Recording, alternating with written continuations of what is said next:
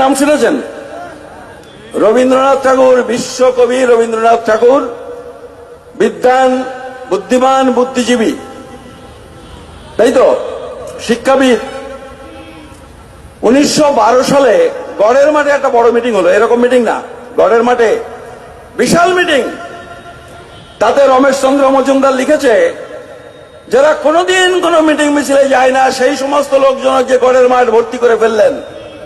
সেই গড়ের মাঠে 1912 সালের মার্চ মাসে গড়ের মাঠে সেই মিটিং এর থেকে অনেক বড় ডায়াস হলো, তার সভাপতি হলেন বিশ্বকবি রবীন্দ্রনাথ ঠাকুর।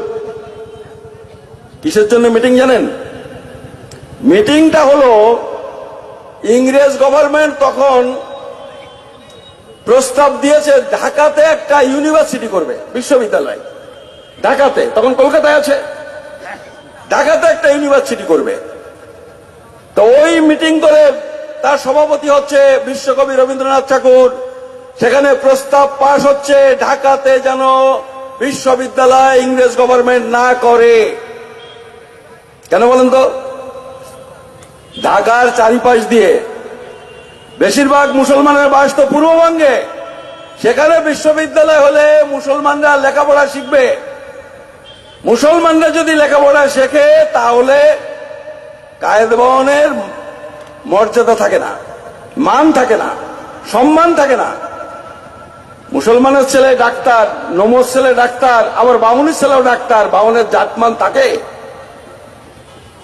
বামুনের জাতমান থাকে না।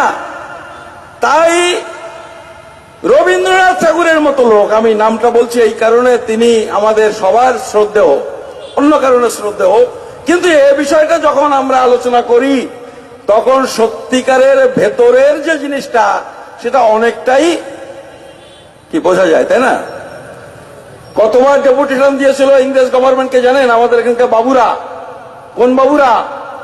যারা 50 সালে মুসলমানদের ওই সংরক্ষণের 292, 294, 296 তারা রুখে দিয়েছিল। 18 বার স্মারকলিপি দিয়েছিল, 18 বার, যাতে ঢাকাতে ইউনিভার্সিটি না হয়। লোকগুলোকে না চিনে ভাবছি বুদ্ধদেব বাবুকে মুখ্যমন্ত্রী করে দিলাম, পাল্টায় ফেললাম মমতা বন্দ্যোপাধ্যায়কে যখন করলাম।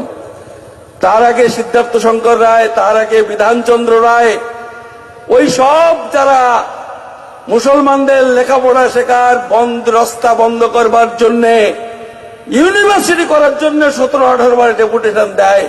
এই যে মানসিকতা, তাদের আমরা নেতা বানিয়ে যাচ্ছি, আপনারাও বানাচ্ছেন।